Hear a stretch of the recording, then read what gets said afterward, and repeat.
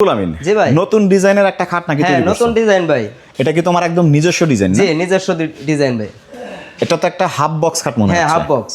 প্রিয় দর্শক, রুহি ফার্নিচার মানেই হচ্ছে নতুন নতুন ফার্নিচারের কালেকশন এবং সলিড আকাশমণি কাঠের মধ্যে এই ডিজাইনটা কিন্তু খুবই চমৎকার। আপনারা একটু কাছ থেকে যদি নকশাটা দেখেন, দেখতে পাচ্ছেন সাইড থেকে আমি একদম মিডল থেকে আবার একদম লেফট সাইড পর্যন্ত পুরোটা কিন্তু দেখালাম এবং টপে কিন্তু রয়েছে কত ইঞ্চি কাঠের 2 ইঞ্চি ভাই। 2 ইঞ্চি সলিড আকাশমণি কাঠের মধ্যে সুন্দর নকশা এবং লেগ সাইডে স্বাভাবিক হাফ বক্স কাঠে নকশা কম থাকবে। আর এটার তুমি যেটা বললা যে মাচাটাও থাকবে অরিজিনাল আকাশমণি কাঠ। কতটুকু মোটা থাকবে? এটা থাকবে হলো আপনার 1 ইঞ্চি। মানে একটা খাট তৈরি করছো মানে বছরের পর বছর একদম নিশ্চিন্তে ব্যবহার করা যায়। জি।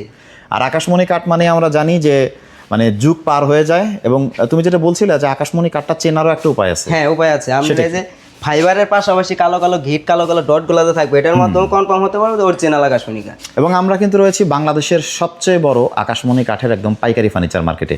দামটা কেমন রাখলা? দামটা ওর 22,000 টাকা ভাই। 22,000? জি। এটার মধ্যে একদম বাসায় পৌঁছে দিবা? হ্যাঁ বাসায় একদম পৌঁছে দিয়ে তারপর টাকা নিয়ে আসবো। মানে আগে কোনো টাকাই না নিবা? আগে 1 টাকাও দিতে হবে না।